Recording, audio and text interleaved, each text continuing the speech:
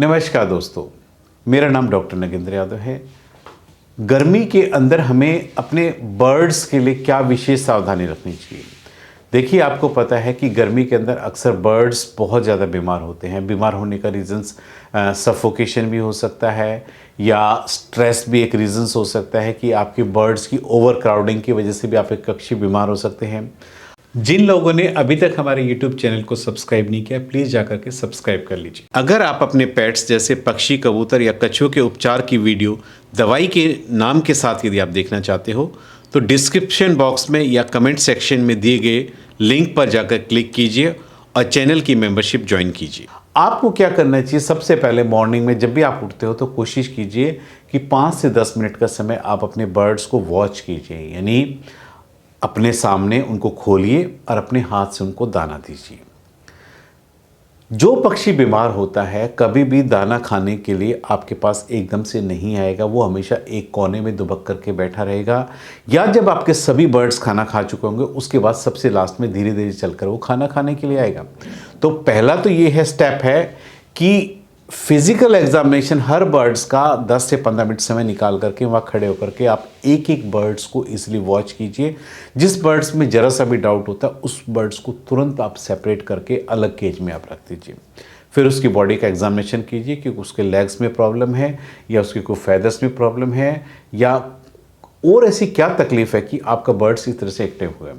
आप उसका वेंट का पोर्शन भी चेक कर सकते हैं, क्योंकि अक्सर जब कबूतरों में जब दस्त लग जाते हैं, डायरिया लग जाते हैं, पतले पानी की तरह करने लगता है, तो वेंट वाले हिस्से में आप देखेंगे वहाँ बीट पानी की तरह चिपकनी शुरू हो जाती है।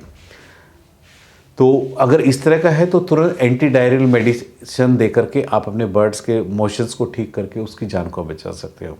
और दूसरा, हमें पता है कि जब वाटर का लॉस बॉडी में से ज़्यादा होता है, यानी पानी ज़्यादा निकल रहा है, तो डिहाइड्रेशन की पॉसिबिलिटी रहती है। डिहाइड्रेशन में देखेंगे, एक तो उसको जब तक हम ORS या इलेक्ट्रोल एक्स्ट्रा नहीं देंगे तो उसकी जो पानी जो शरीर में से निकला है उसकी पूर्ति नहीं होगी। आपका कबूतर डिहाइड्रेशन की वजह से उसकी डेथ हो सकती है, शरीर में पानी की कमी की वजह से। आप कितना ही मेडिकेशन देते रहे, यदि डिहाइड्रेशन को कंट्रोल करने के लिए आप कबूतरों के लिए कुछ नहीं करेंगे, पानी की कमी से ही अचानक से बेहोश होकर के एकदम से मर जाएगा। इसलिए डिहाइड्रेशन यानी ये इलेक्ट्रोलाइट्स का जो बैलेंस है ये बहुत ज़्यादा ज़रूरी होता है। यानी शरीर के अंदर पानी का बैलेंस इलेक्ट्रोलाइट्स का बहुत ज़्यादा इंपॉर्टेंट है बर्ड्स को हेल्दी रखने के लिए, उनके फैदर्स के लिए, उनके स्किन के लिए, ऑल ओवर बॉडी के इंटरनल वाइटल ऑर्गन्स के फंक्शन के लिए इलेक्ट्रोलाइट्स का बैलेंस होना बहुत ज़्यादा ज़रूरी है। फर्स्ट स्टेप तो ये हो गया। फिर दूसरा आप देखिए कि जब आपके बर्ड्स घूम रहे हैं वो बीट किस प्रकार की कर रहे हैं। मतलब आप देखिए कि बर्ड्स की बीट का कलर वाइट है, ग्रीनिश है, उसमें वाटर कंटेंट तो ज़्यादा नहीं है, या किसी बर्ड्स की बीट के अंदर चावल की तरह सफ़ेद सफ़ेद वॉर्म्स तो नजर नहीं आ रहे हैं। यदि ऐसा कुछ है उस तरह के भी बर्ड्स को आप तुरंत सेपरेट कर दीजिए। यदि वॉर्म्स है तो उस बर्ड्स को सेपरेट करके उसकी डिवॉर्मिंग कीजिए, उसको पेट के वॉर्म्स की कीड़ों की दवाई दीजिए, ताकि जो वॉर्म्स उसके पेट में पल रहे हैं जिससे वो परेशान है, ऑटोमेटिक वो आप जैसी आप मेडिकेशन आप देंगे तो ऑटोमेटिक उसकी प्रॉब्लम सॉर्ट आउट हो जाएगी।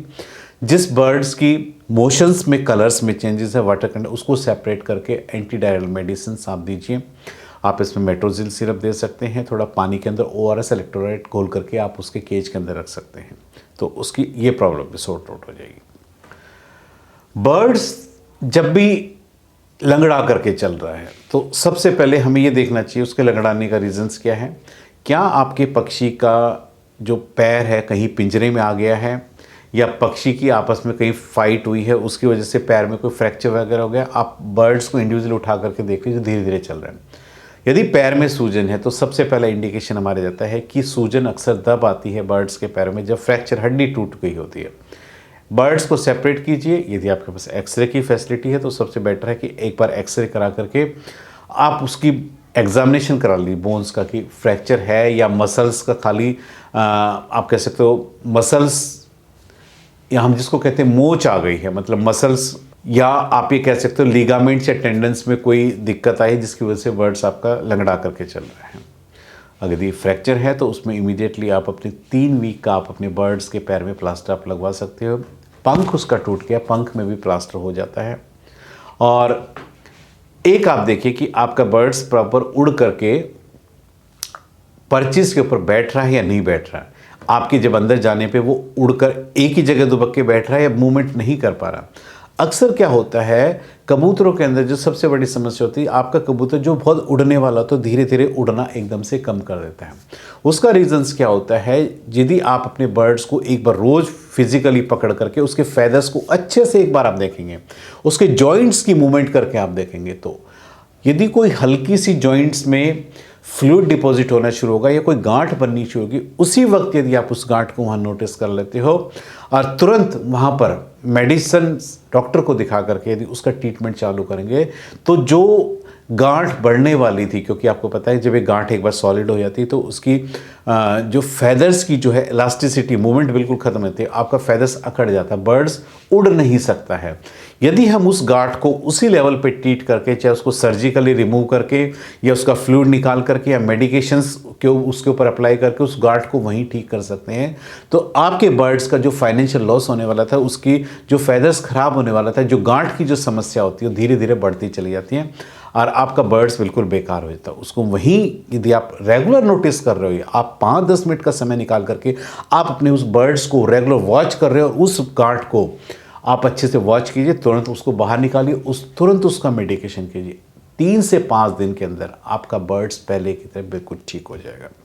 है तो छोटी सी बातें, मतलब छोटी छोटी टिप्स हैं, लेकिन इन बर्ड्स को वॉच करके, उन पर नज़र रख करके आप इन सब तरीक़ों से आप अपने बर्ड्स को हेल्दी रख सकते हो, या समय रहते यदि कोई प्रॉब्लम है उसका निदान आप कर सकते हो और अपने बर्ड्स को ठीक कर सकते हो। यदि आपका बर्ड्स बहुत ज़्यादा ईचिंग कर रहा है तो उसका भी आपको ध्यान रखना चाहिए कि आपका बर्ड्स सारा दिन, एक तो नॉर्मल प्रोसीजर होता है कि बर्ड्स अपने पंखों को सजाता संवारता है, एक नॉर्मल प्रोसीजर, लेकिन बर्ड्स बहुत ज़्यादा ईचिंग कर रहा है, अपने बॉडी को केज के ऊपर रगड़ रहा है, तो उसको उठाइए, उसको वॉच कीजिए, उसके फेदर्स को देखिए, उसके अंदर लाइस या माइट्स तो नहीं है, छोटी खून चूसने वाले लाइस, जुएं वगैरह तो नहीं है, जिससे आपके बर्ड्स में एनीमिक खून की कमी हो सकती है।